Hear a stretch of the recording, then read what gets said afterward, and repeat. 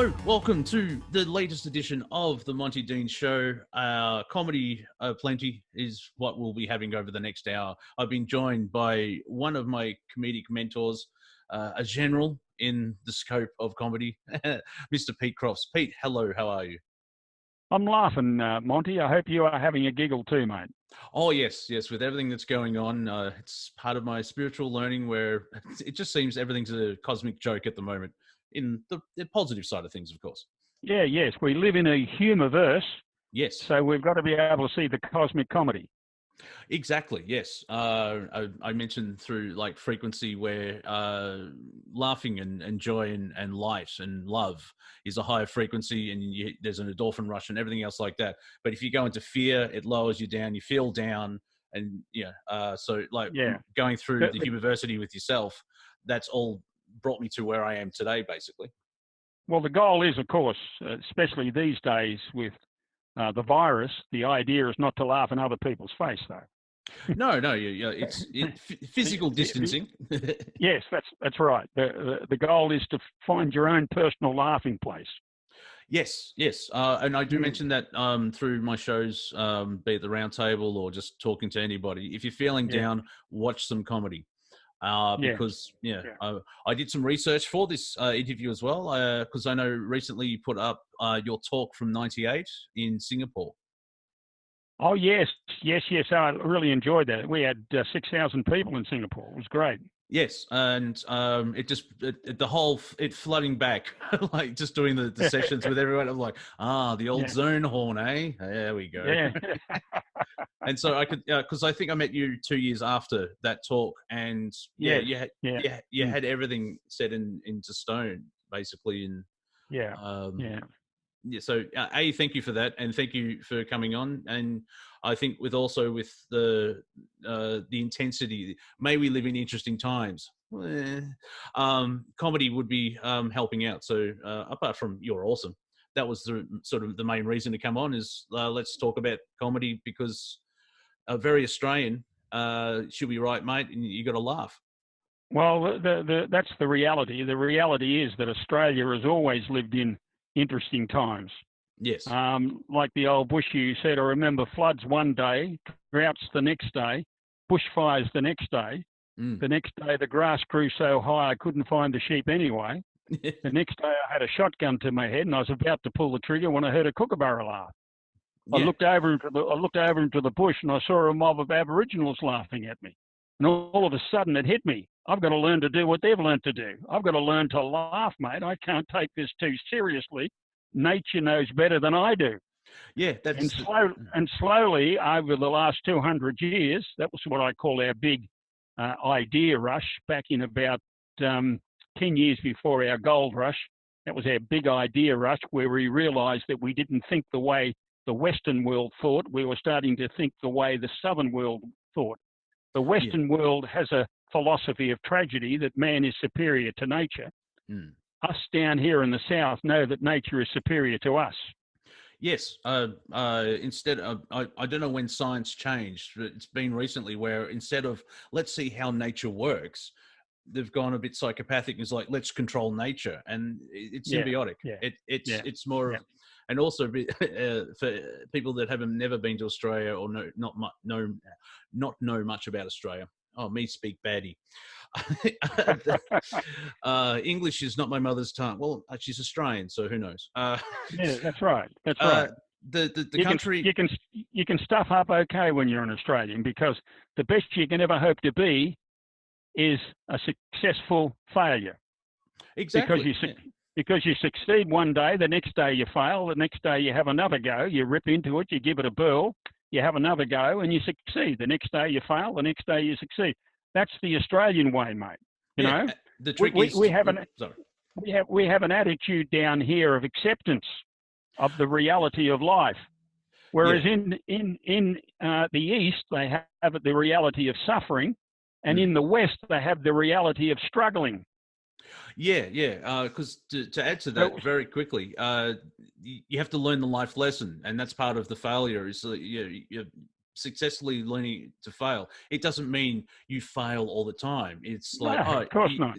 you learn, oh, okay, I shouldn't do that. And then you try the next day slightly different. And especially with Australia, as I was going to say, the country basically wants to kill you. All the animals can kill you. But the thing is, if you treat them with respect and there's that symbiotic energy, you learn from the land and the nature that it is. And we all can all get along. And there's an element of humor to that. Yeah, and if we were smart enough to listen to the 60,000 years of our indigenous first people, then we would accept the sacredness of nature a lot earlier and a lot easier.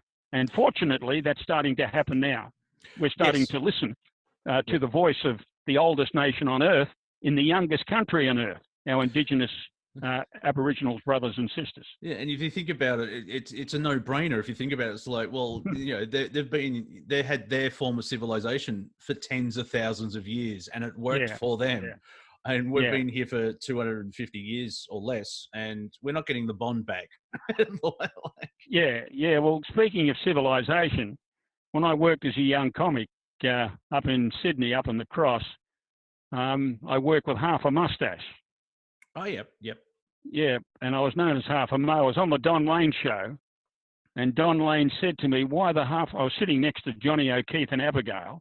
Oh, yeah. It was a beautiful night, and Don Lane said to me, "Why the half a mustache?" I said, "Well, Don, we're only half civilized. If this mustache became so popular that in 10 years everybody had this style of mustache, 5 years later somebody comes along with the other side as well, everybody would say there's a guy with two mustaches."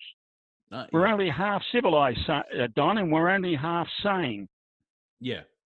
Have you ever stopped to think, Don, that homosexuality is nature's way of preventing overpopulation? Yeah, I can see that on the whiteboard. And Don, believe me, I'm homosexual. I have sex at home.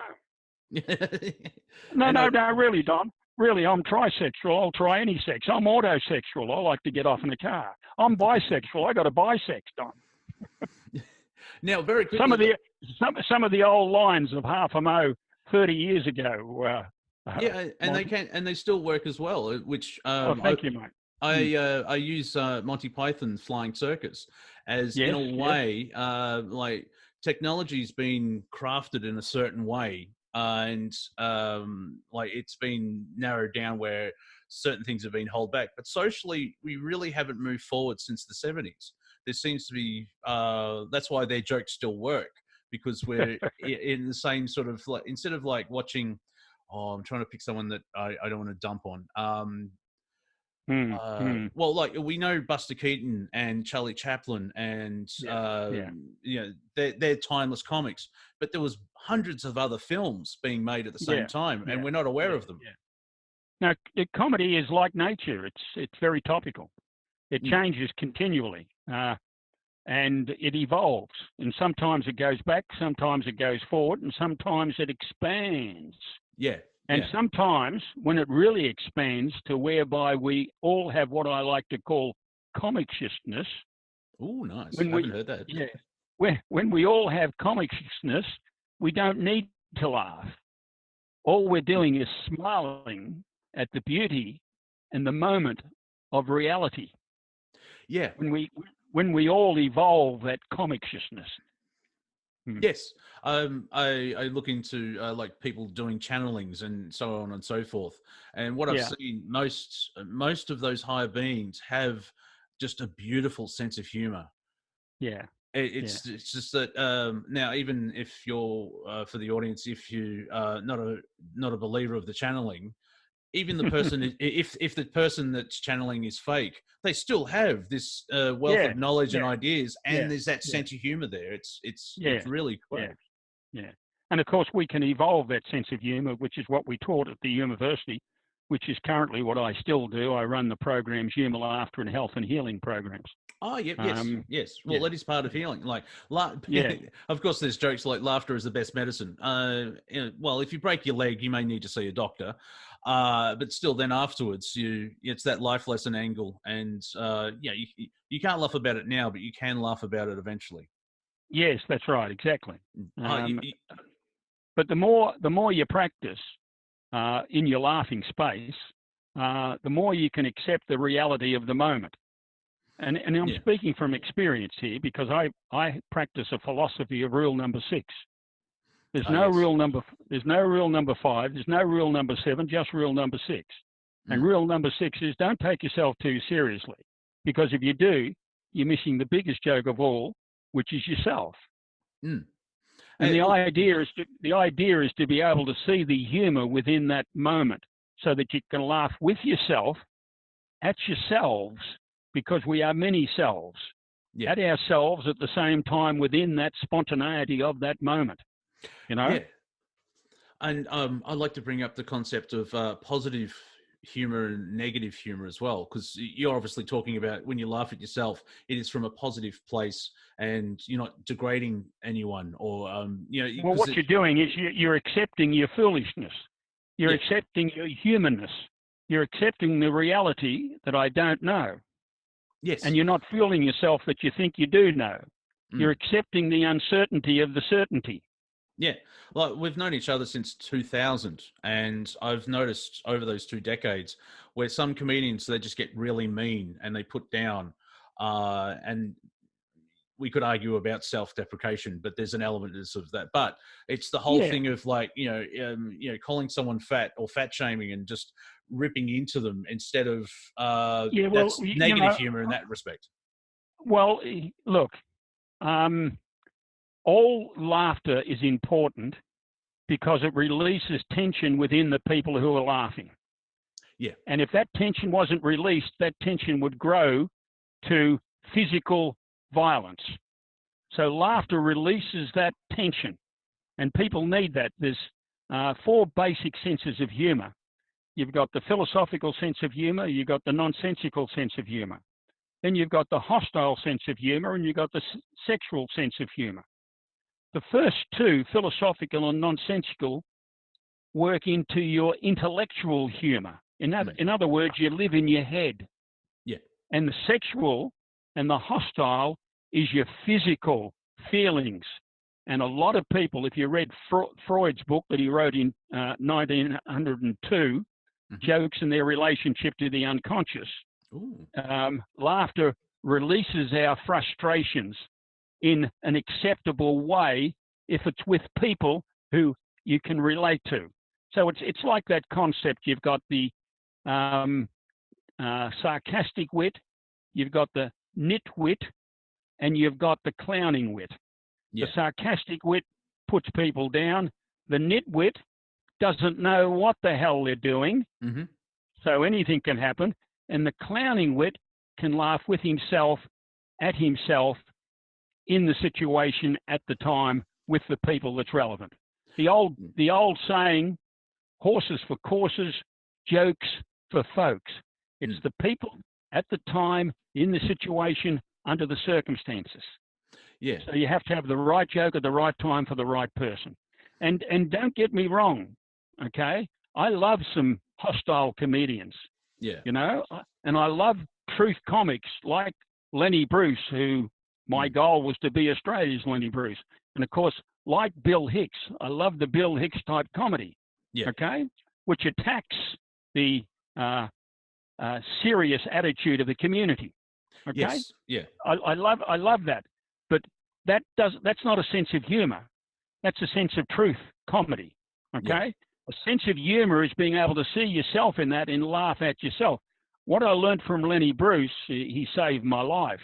My goal was to be Australia's Lenny Bruce, and I read his autobiography and met his mother when I went to the States in '87. Oh, nice. And yeah, and also his best mate too, Paul Ryzak.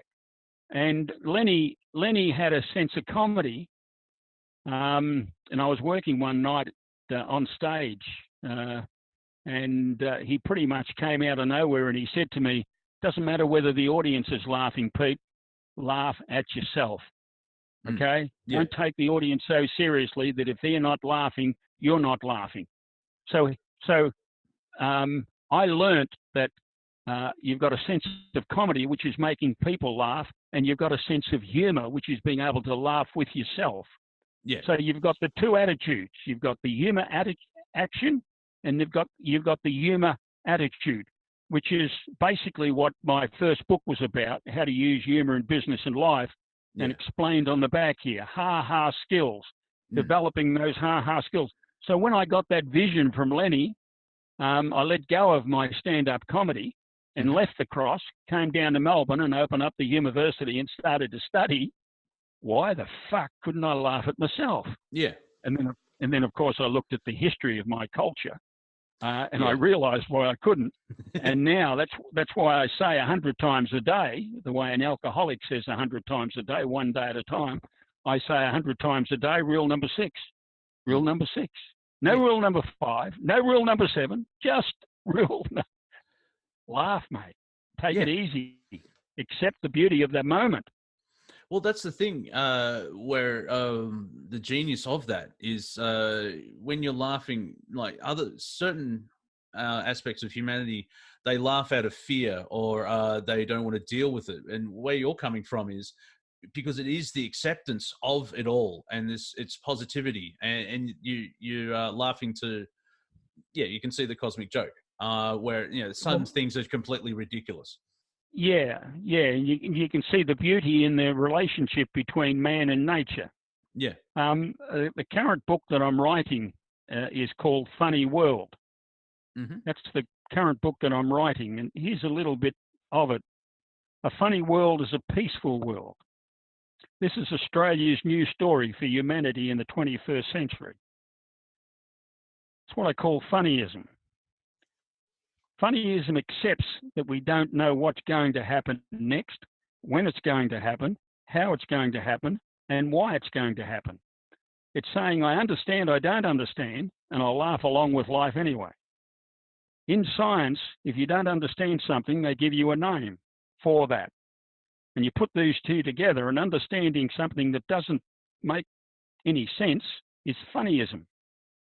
And funnyism is futurism. It's where we all sit down in our funny world and say, it's funny that I don't understand what's going on, why it's going on, where it's going on, but I will let go of my practiced principles, cultural wisdom, and my baggage and bullshit from my past. So with a developed sense of humour, an open mind, body and spirit, a funny, friendly, and fair, empathetic, compassionate conversation can begin on how we can help bring about survival of our species, peace on our planet, and happiness to our global human family. And I'll just wrap that up with this little bit down the bottom here. We've learned from the 19th and 20th century that taking seriousness seriously is insanity. We've also learned that life, nature, and human nature and the humiverse are too mysterious to take too serious. So Australia's fair go democracy is for people who aren't sure they are right or left or right or wrong. And they see their sense of humour centre to have a fair and open conversation to decide. So we sit in the centre of yes and no, right and wrong, good or bad. We don't have the dogmatic beliefs of the Western world that was passed down to generation to generation to generation. We've got 220 nations here and 400 indigenous nations, and they've all blended together. And basically, we have a sense of humour centre perspective. And the idea now is to evolve that further so we can all sit down and have friendly, open communication and conversations. And how we go about doing that, of course, is taking that great Australian expression, you got to laugh, mate, don't take it too seriously. Yeah, and I think beautifully done, by the way, because I'm sitting there going, yep. I just wanted to say yes, but not really good for an interview. It's like, but I can see like one challenge, because I'm trying to find the right language, of course, is the old Western ideas are still in society, dare I say, with the leadership in a certain aspect. And but out on the streets in the trenches, that's how people just deal with stuff, and everyone. Yeah, but what's happening now, Monty? and this is a piece that I'm writing now for an article, comedy has become a very personal expression for the digital youth of today. The comedians you like on social media tell people who you are. The boom in comedy programming, from stand-up comedy tours, comedy festivals, to YouTube comedy and comedy blogs and comedy podcasts, and comedy TV programs, have become a life expression pursuit like music was to their parents. Comedy is bred into their need to release the fears and frustrations, torments and tensions of the 21st century, full on in your Facebook reality. I'm predicting that the entertainment action aspect of comedy will provide the pleasure push to very quickly evolve into a comedy attitude philosophy. So the digital generation will embrace it to find a life of hope, harmony, and happiness, that a developed sense of humour can evolve. Okay? And basically what I'm saying is our big comedy reality is a consciousness and comedy bridge between a European Western reality tragic world to a Southern comedy reality funny world. This is where the big comedy renaissance begins. Yes. So basically what I'm saying is the younger generation, who I have a lot of faith in, need to value, investigate, and to employ and to apply this traditional Australian sense of humour, which is summed up by the Aussie, who was driving very carefully in a combi van, and a copper pulled him up and said, "Don't worry, sir, you didn't break any laws, but why is it that every now and then you pull up, duck around the back of the van and bang on the back door?" The Aussie said, "It's like this, officer. I have 3 tons of budgies in there, and this is only a 2-ton truck. If they all landed at once, they'd break my springs." So this is a leap of thinking that we have evolved down here, down under. Yeah. And it's alive in our rhyming slang, and it's alive in our attitude towards one another in the bush. So we have to bring that attitude to the city and understand what we have at the heart of our culture. This way of being able to accept the uncertainty that we live in, that it's certain to be uncertain. And we're seeing that as well. I'm a hermit, so this whole lockdown thing, or shutdown, sorry, I've got to get the language right. I've been preparing it for years. So like, you have to stay home, don't see people. Like I've got this down. This is quite easy. But what I've seen of comedians working today in Australia, it's across the board. There's no one that's not represented. It's, you could see an Indian comedian or Pakistani.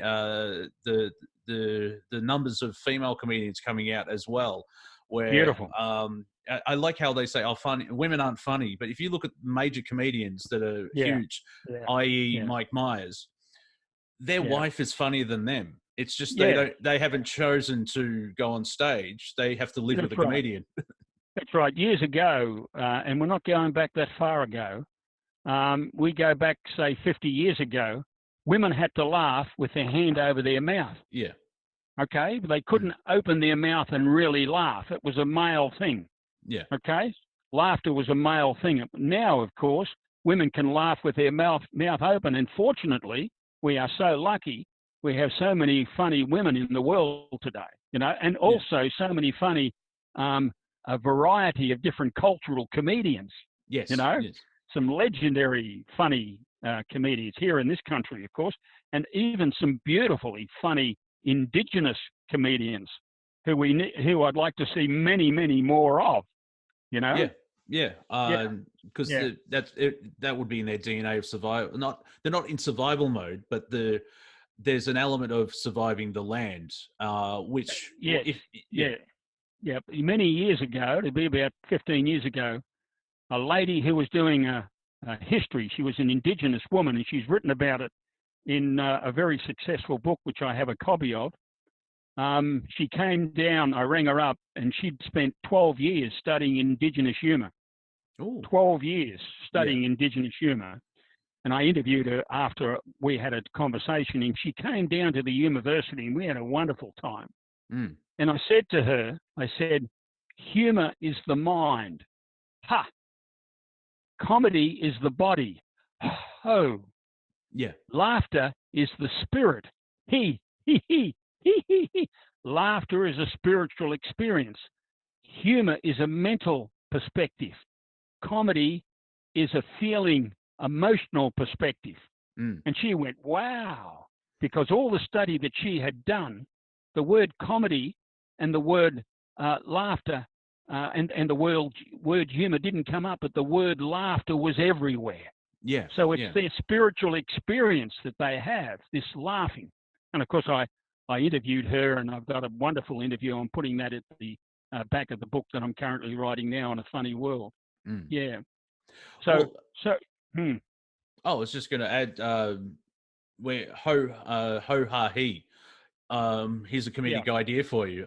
You could use the do re mi, because you seem to be going up, not in octaves but in notes, because he is a higher is the higher note. Which less the frequency. That's right. And we can do it very easily. You know, we'll have a little exercise here now. Don't get the horn out. Don't get that bloody horn out. when I opened the university in 1974. I started the Humour, Comedy and Laughter League, a non-profit organisation to research, study and promote all aspects of Australian humour. Yeah. And one of the books, I'd closed up the shop that night. And that day I'd done an interview on the ABC, and the chap said to me, can you develop a sense of humour? And I said, sure, you can develop a sense of humour. There's many books that have been written on the subject. Mm. But up until that time, I'd never seen a book written on the subject. I just said that. Yeah, fair enough. And would you believe, half an hour later, I was about to close up, a bloke came in the store. He said, look, I'm leaving Sandringham. I've got a box of books. Would you like the box? He said, you don't have to. You don't have to buy them. They're free. And I said, certainly, I'd love the box. Just put them down over there. He put them down over there. And what I did every night before I went to bed, I used to go through the books and put them on the shelf. Yeah. Well, I opened up the box and this book was on the top. Just lean it a little bit forward. Yep. Laughter and Liberation, Harvey Mindus. Harvey Mindus. And this is the first book ever written on how to go about developing a sense of humour. When was that published? And this was 1968. Okay, yeah. Yep. And my goal after reading the book was to go and meet Harvey Mindus. Yes. To see whether or not he had a true sense of humour. Yeah. So I represented Australia at the first International Humour Conference at Arizona State University in 1987. Mm-hmm. There were 600 people there from every country in the world, all there for the purpose of studying humour seriously. There's the papers. There's the papers from the conference. And I've got the papers. I've got the papers from all the conferences that have been gone back all the way to the first one in 1972. And the title of my talk was Laughter or Slaughter. Yeah. And if you took the S off slaughter, it spells laughter. Yes. And if you have that sense of humour taught in the classroom, the way a sense of politics is taught and the way a sense of religion is taught, then the kids are going to come out of school with a common sense of humour, where they can sit down and they can have a decent conversation. And I'm happy to say that Harvey Mindus was a beautiful man. He's a beautiful man. I have something similar where you got to have fun to have a funeral, because it's the first three letters. Right. Now, obviously, you can't go around saying that at funerals because you may get. It depends. It depends on whose funeral you go to. In some Aussies, you have to. You know, as we say, or my goal, of course, is to die laughing. Yes. Hopefully not just at this moment. I was about to say, don't laugh now. You get stuck in a loop. It's like, I'm laughing all the time. We can laugh pretty easy. So we'll try this now. I'm going to go ha, and I want you to go ha back to me. Then I'm going to go ha ha, and I want you to go ha back to me. Ha ha back to me. Okay, on the count of three. 1, 2, 3. Ha. Ha. Ha ha. Ha ha. Ha ha ha ha! Ho ho! Oh, I'm not a hoa. Try this one. He. That he one is so.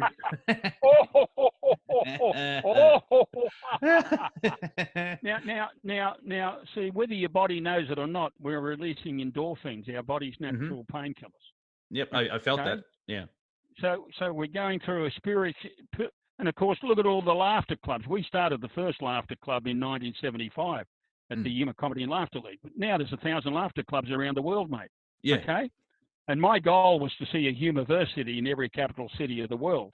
Now that might come about, but that'll probably be in the year 10,000 or something along those sorts of lines.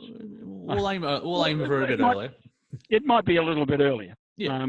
But I'm sure it'll happen eventually. Yes. When people start to take humour seriously, not so seriously that they lose their sense of humour about the sense of humour of it. Because sorry, go ahead. Yeah, because a lot of people take what they do so seriously that they lose a sense of perspective, and all of a sudden they're living in the past. They're what I call zombie living. In other words, their idea is dead. It's not a new idea in the moment, because the moment brings an opportunity for a new concept, for a new idea. Yes. Intellectual property has replaced physical property as we move into the AI age. Ideas are income. Yeah. Okay. Yeah. And that's also a big aspect of one of the books I'm currently writing, which is called Live for a Living, which is something that I've done all my life, where I turn my love of comedy or my need of comedy to release my hostility and sexuality in a socially acceptable way. I was a pretty hostile comic, until I realized that I didn't have a sense of humor, which is the message I got from Lenny. So the idea is, of course, that in another 15 years, in another 20 years, the world's going to be a lot different than it is now in relationship to jobs and in relationship to what people do. And I tend to believe that the word business is going to be replaced by the word liveness. Yeah. Where people turn who they are into their living, and they start to live for a living, which is what I've done all my life. Yeah, you do what you love. Yeah, you do what you love, and then you love what you do. Yeah, that's right. And the first thing you have to do. That's right. It's a checkbook. It's not a notebook. It's a checkbook. The first thing you have to do is write down your thoughts and your feelings, because they don't exist unless you write them down. And I'll just read this little bit to you, Monty. I'm sure you've heard it. All is one. Everything I am and everything I do is one. I am my product and soul.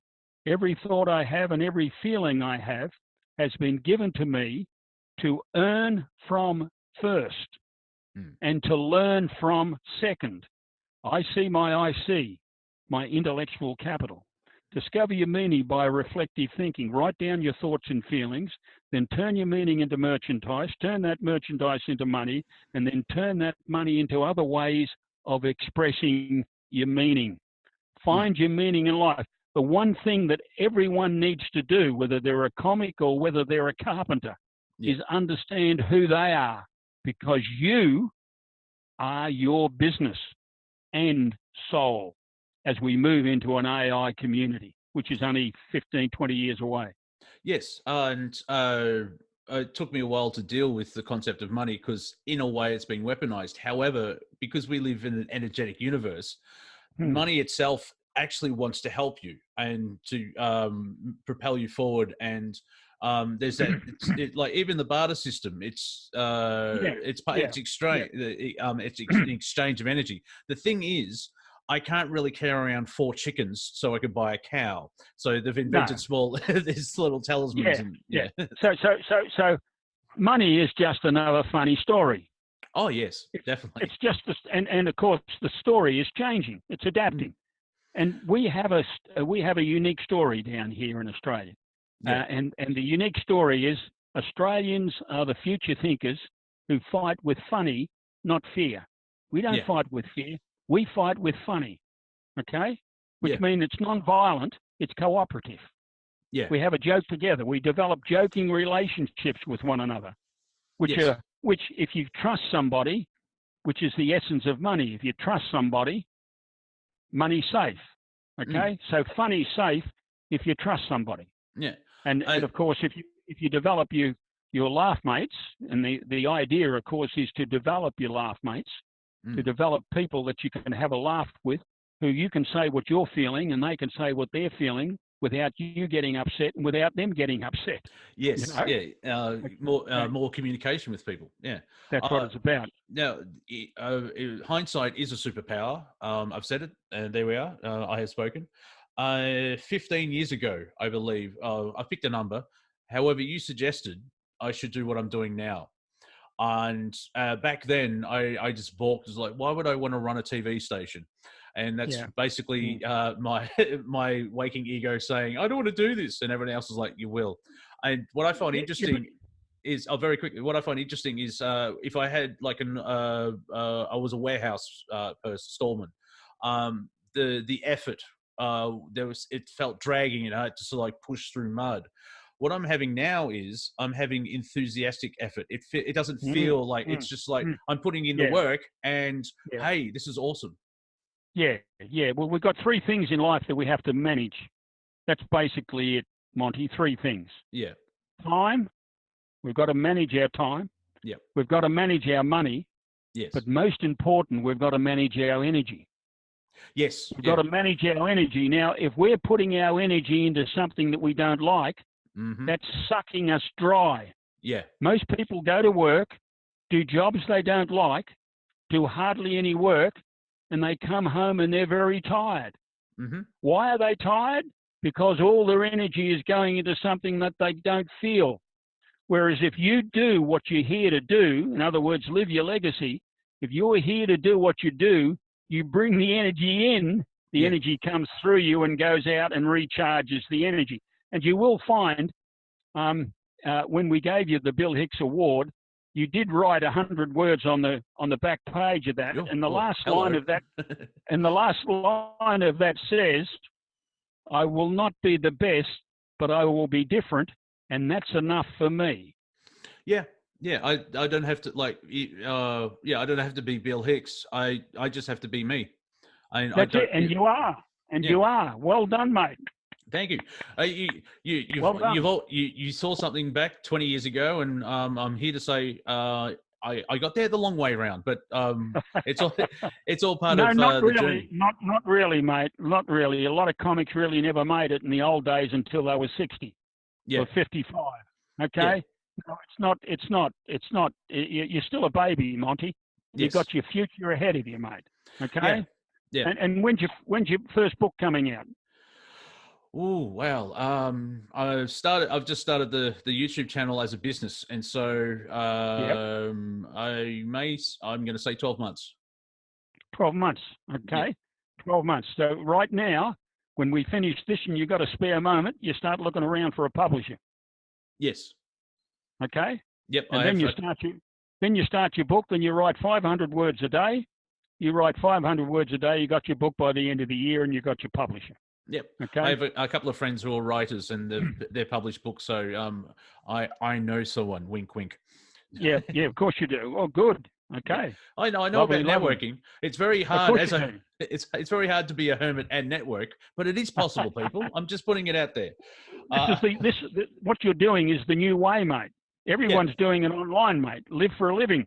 Yeah. That's the future. I've basically, to start out with, I'm modeling it on the Joe Rogan experience. Yeah, Joe's great. Yeah. A brilliant stand-up comic too. Yes, I've seen some of his stuff. It's not 100% my cup of tea. However, I can see how he works. I don't feel, I smirk or laugh occasionally, and I can see the ideas, and it's like, that's Joe, and I can see why he's doing arenas. But my favorite comics are the comics that I don't like. Ooh, please go on. Yeah. Because my goal now, because I've learnt, I've learnt this. It's taken me years, rule number 6. Yep. My comics now are the comics I don't like. I watch them to understand why I don't like them, to learn about my perspective of reality. I want to understand their perspective of reality, so I have more of an open, cooperative perspective of life. So I watch comedians that I don't like to learn to grow my own personality, to be able to be open to other people with different perspectives. Yeah, I have a similar thing where not just comedians, but movies or everything else like that. Yeah, yeah, I can say to people if I'm doing like a personal review, I didn't like the film, but you may, and it just comes down. There's nothing wrong with it. It's made well. The yeah, plot works. Everything else like that. yeah, Not my cup yeah. of tea. But don't base your entire career on me. If No, you watch it no. and make your own choice. Mm, mm. And it also So that allows the resentment, jealousy, and everything else like that. Why are they doing that? They suck. It's like, who cares? They've found a way of yeah. connecting to an audience. You're holding yourself back because you're putting negative energy out and attacking someone who has no idea you exist. Not only are you holding yourself back, but you're not allowing yourself to get in touch with all the other aspects of yourself. One of the programs that we ran at the university is the Sense of Humour Self-Actualization program, where we actually get in touch with the many, many aspects of who we are. You see, when you go through life, you have certain experiences. Yeah. and an experience that really came home to me was my first day at boarding school. Okay, at St. Patrick's College, Sale. Okay, my first day there, 3 kids conned me into going into the toilet, and then spent an hour and a half trying to stick my head down the toilet. An hour and a half? That was an hour and a half. I fought them off, the 3 of them. Yeah. Okay? And I got in touch at that time, at 9 years of age, with my shadow self. Yes, I got in touch with my killer self. Okay? I got in touch with this fearless being that's alive in me. Yeah. That my ancestors had to have to get to where they could have me. Yeah. Okay? Yeah. We had to have that to be able to survive. I got in touch with that. And the rest of the days at the boarding school, I spent 3 years there. Not one of those 3 kids came anywhere near me for the next 3 years. Yeah, yeah. And this aspect of myself that I got in touch with, which is the dark side of myself, the shadow side of myself that we've all got, and we all deny that we've got it. Oh, yeah. This is something that we have to get in touch with and use the energy of it in a positive, constructive way, not in a negative, violent way. And what I've learned to do, spending 12 years working the comedy clubs and the Crofts, you can imagine that this aspect of me helped me survive in that type of environment. And there was no comedy clubs in those days, mate. Yeah. There was only comedy gangster clubs. Okay? Yes. Yeah. And you did what you were told to do, otherwise you were dead. Yeah. Okay? Things would happen, yeah. Things were a little bit different. So this aspect of me that I discovered at boarding school allowed me to spend 10 years working in this environment until I saw the Lenny Bruce video, where I realized that I was not learning anything and not growing, and I didn't develop a sense of humor. So these days I have a conversation on a regular basis between my conscious aware self and my sense of humor shadow self. Yeah. And now when I have something I need to do and I don't have the energy for it, I use the energy of my dark side to work with me, so we work together to create it. And we're not fighting that energy. The positive energy and the negative energy are working together because we have an open conversation where we talk to one another and tell one another that we love ourselves. Yes. And any experience you've had in life, if you've got through that experience in a positive way, that's brought out an aspect of you that wouldn't have come out if you hadn't have had that experience. So you've still got so many aspects of your personality because you haven't had those experiences for that aspect to be discovered. So that's why I say, go out there and take risks. Okay? You don't find yourself in life. You create yourself in life. You are the creator of who you are by allowing yourself to experience the moment. And to step further from that, it's to remembering who you are. You are creating yourself because you're dealing with the aspects and remembering those parts. You can't forget it. You can't forget it when you write it down. Yeah. So it's all written down. You write it down, Monty. You write it down. Then what you do is you tear each check off with the point or the idea, put it on the table in front of you, and when you've got a spare moment, you look at those different ideas, and then you do what I call constant connectivity. You connect that idea with that idea, and that idea with that idea, and before you know it, you have a new idea. Yes, yeah. And then before you know it, see, I don't know if you know it, but your bowels work very similar to the way your mind works. Ooh. If you train your bowels, you go to the toilet at a certain time in the morning. Yep. Okay? If you train your mind the same way, okay, by throwing things back in your mind, okay, and before you go to sleep at night, you concentrate on those things and you allow your subconscious deep internal mind to work on those ideas as you're asleep. When you wake up in the morning, you pick up your checkbook and you write down the comic consciousness or the comiciousness that the night told you what your thoughts were all about, and you write down fresh ideas because you're using your subconscious mind. Your subconscious mind's got no mind of its own, Monty. It only knows what you've put into it. Yeah. And you've got stuff in it from your DNA that you haven't been in touch with.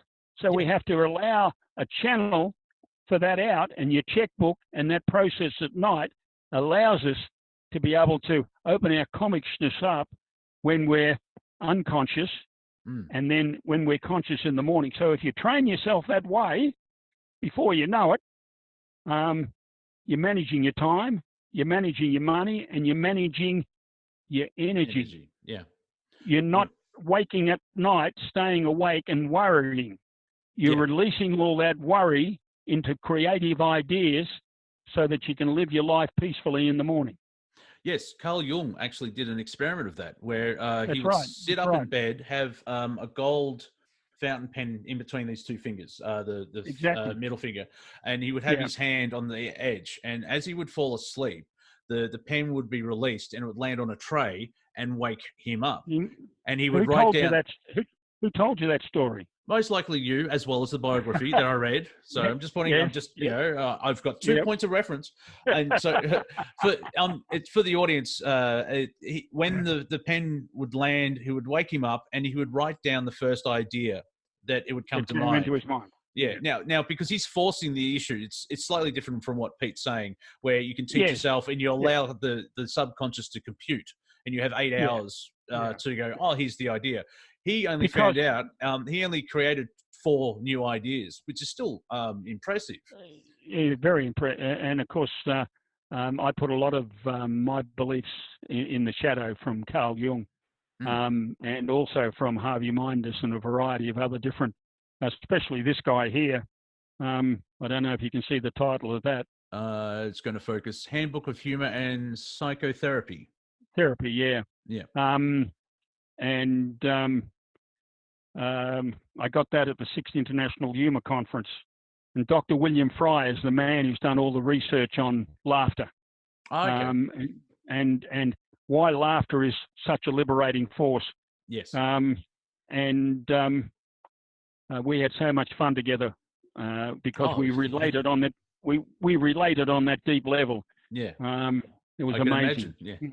Well, it just like from a spiritual perspective, it's fascinating. I think this has just been I'm having a one-on-one with all this audience. That's basically what we're having here, Pete, because you're just reinforcing everything that's been taught and everything else I've discovered outside of the Humourversity. Where it's all one, Monty. It's all one. Oh, exactly. Yeah, the shadow work. But don't forget, it's all two too. Oh, as well, and there may be a 3. Depends where if you the squint. Real 3. Yeah. Oh, yes. Will, Yep. In spiritual terms, it's you do your shadow work where you come to peace with it, and eventually, and I'm sure you'll agree with this, your shadow is actually an ally and a friend. Yes, and a positive energy that can be used. Yeah.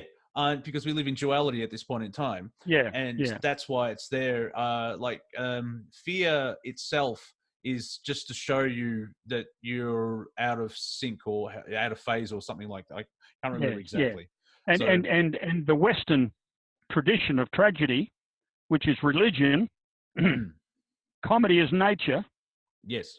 Comedy is nature. Religion is tragedy. And that rigid religion is that tragic perspective that doesn't allow us to be able to do that. Okay? Yeah. So that's why I say that Australians fight with funny, not with fear. Yeah. Whereas the Western world fights with fear, which is a struggle. Okay? Yes. Yeah. Whereas here in Australia, it's an acceptance. And an acceptance in the sense that we were the ones that really evolved the 8-hour day. Yes. Yeah. You've got a family connection to that, haven't you? I have a family connection to that. My grandfather was the first secretary of the ACTU in 1947. He was partly responsible for bringing the 40-hour week in. My friend, I am global. So can you explain what ACTU is? What's the acronym stand for? The ACTU, the union movement in Melbourne, at the Trades Hall. Yeah, that's the Trades Hall in Melbourne. Yeah. Okay, that'll help my American friends. Yeah, exactly. And so we started to appreciate that sitting on a veranda is as important as being out there working on a tractor. Yeah. Okay? Yeah. Because you're sitting on a veranda looking at nature and you're seeing the birds, you're seeing the kangaroos, you're seeing the animals coexist. Okay? And that goes into you. That bush experience vibrates through your being. Yes. Okay? So whereby, yes, we have a go, we rip into it, we give it a whirl, and we don't give up. If we do, we're knocked down and we get up and we have another go.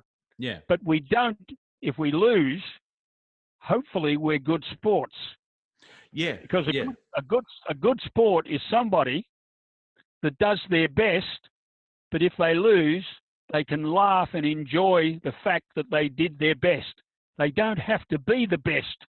Yeah, it's the experience. It's not the outcome in that respect. Yeah. That's it. And also to understand themselves, to accept themselves, not to go home and sit in the corner. Oh, geez, I could have done better than that. And before you know it, you're so far down in the hole you can't get back up again. Yeah, and most Australians, it's basically self-acceptance. Yeah, you come home, it's like, well, that was an interesting experience. I did this, that was wrong, that was funny. I think I can do better. Instead of that's the positive angle. Instead of like, I didn't do that. Also, the Australian land forces you to sort of have an 8-hour day. It was like, I'm not going out there; it's hot.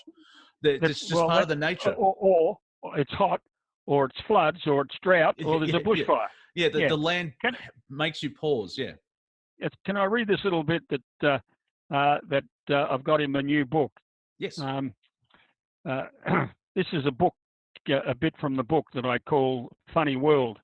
How we can all live and laugh together in our funny world by 2080. Mm-hmm. Moving from a tragedy philosophy to a comedy one is nothing more than using our Australian sense of humour, you've got to laugh, to accept and expect the endless comedy contradictions of nature and life. The endless comedy contradictions. Life's a surprise, mate. Comedy's a surprise. Yeah. What I'm saying is that our grateful Southern philosophy, what we call our big comedy reality, and the attitudes and actions, values and virtues that go with these are our Australians' 21st century intellectual property gold rush.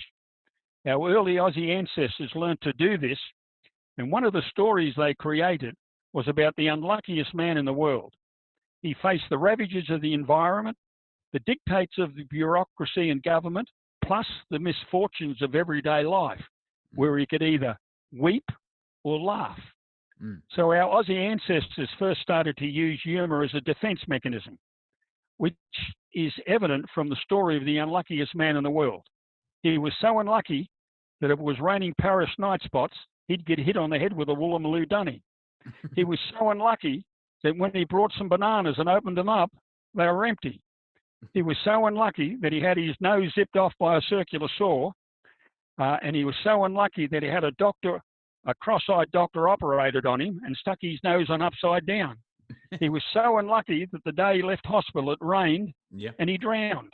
Yeah. This is our lucky country story. This is the story of who we are.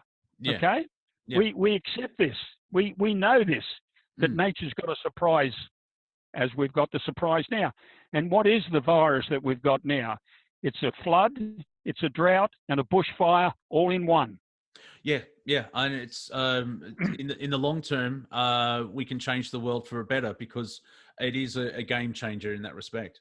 And hopefully it's bringing us all together, where our mateship mentality is to do whatever we can for whoever we can.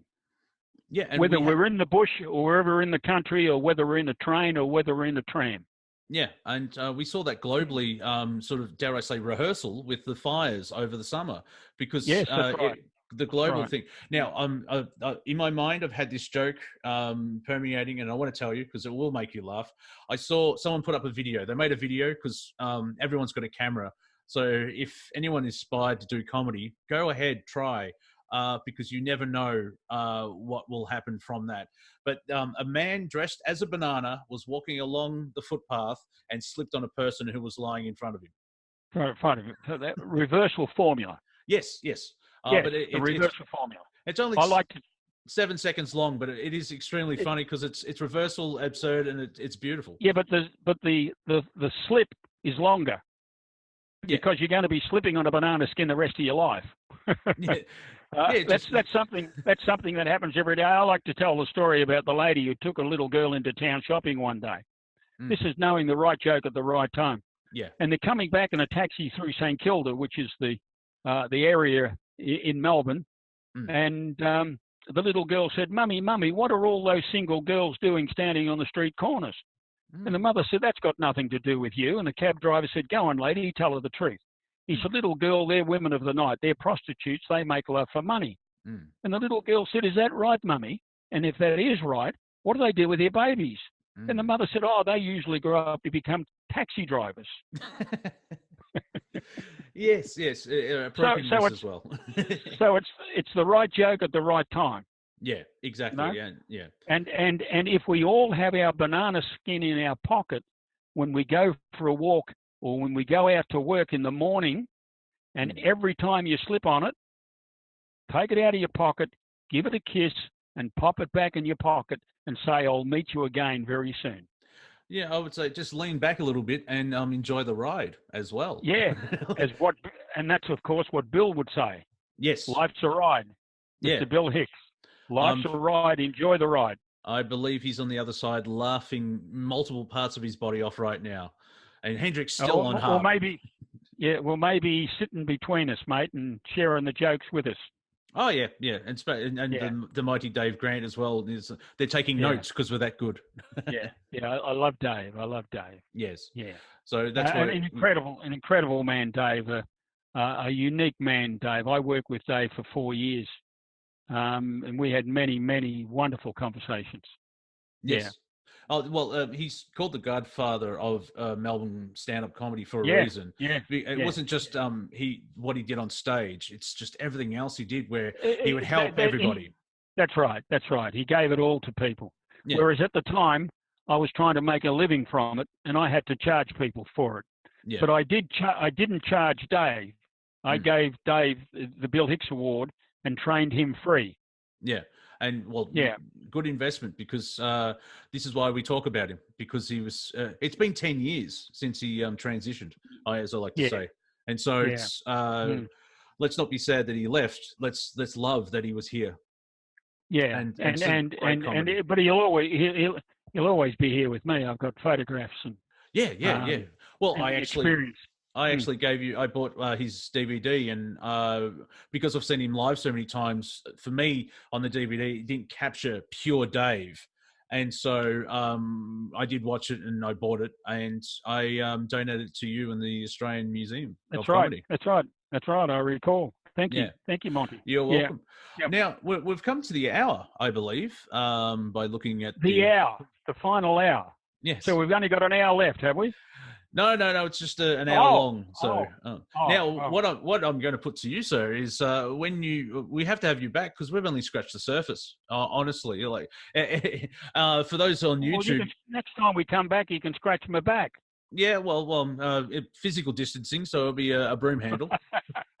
But yeah, Pete doesn't collect paper. Everything you can see behind him on YouTube, that's all comedy, isn't it? Well, I've been collecting Australian humour, comedy and laughter for 60 years. Yeah. And we're looking at starting up the Australian Comedy Museum. I've started an organisation called the Australian Institute of Comedy, a non-profit organisation. Yes. We've got a board of directors, and there's some beautiful people on our board of directors. And we're looking at starting up our comedy museum, which is going to be a place where the Australian sense of humour and the Australian love of laughter, plus the legends of Australian comedy, can be experienced personally. Yes. By our nation and also by visitors that come to our country. Yeah, and that's that helps with the history of it, because you sort of need to see how many people at 25 know who Graham Kennedy is. Yeah, and the time, just the numbers that he did. He was earning 50% of revenue for Channel 9 from one show. So all that type of thing. So is there a website for that? Yes, the Australian Institute of Comedy. Yeah, just .com? Yeah. Yep. I will hopefully put the link in the description, as well as, with your permission, your talk in Singapore in '98. I'll put those two links in the description as well. Okay. So that'd be good. Well, it's basically it's a condensed of everything that you taught, and it was just the basics. So it's like, ooh. So as we wind up, how can anyone? Do you have a website yourself at this point in time, or? No, Monty, but I do probably about 10 or 15 a year these days, where I do one days with anybody who really wants to put their comedy career together, or their speaking career together, or their product development career together, where they come and spend a half day or a full day here with me, and then we have some Skype sessions in between the half day and the full day. Awesome. So I do a one day with people who are ready to move to the next level, and that's from the amateur to the professional. Yes. When they respect those three things: time, energy, and money. Yeah. I'll be definitely getting you back on, because thank you. Once again, there is so much depth, and it's fantastic to talk to you again. I would say 80% of it I can move into the spiritual aspect of what I'm doing as well, and just with the whole virus and stuff, telling people to laugh. And one point we'll end on, I guess, is the thing about comedy is it opens up the mind, and you can find solutions to problems. Exactly. In other words, catch the comedy as well as don't catch the cholera.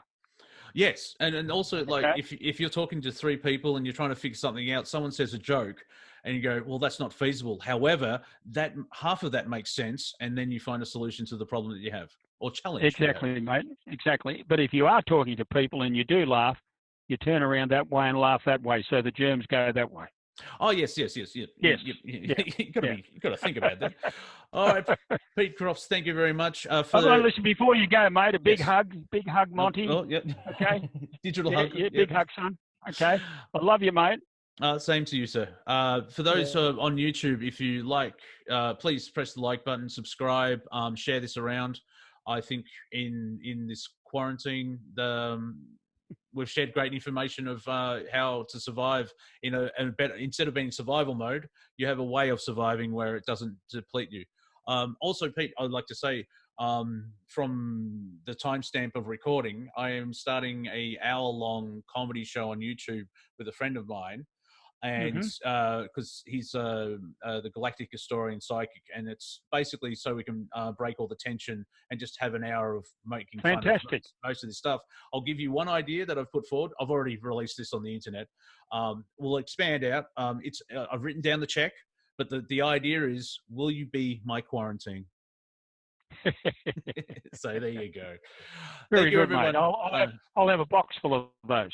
Oh, yes. Well, I'll definitely be sending you the link when it goes up, so you can watch it at any time you like. All right. And all the best with it, Monty. Thank you very much. You'll see. I'm sure you'll critique with love. That was the Monty Dean Show, number something and something. And we'll be back next week with another fantastic person. So enjoy, and remember, vote banana.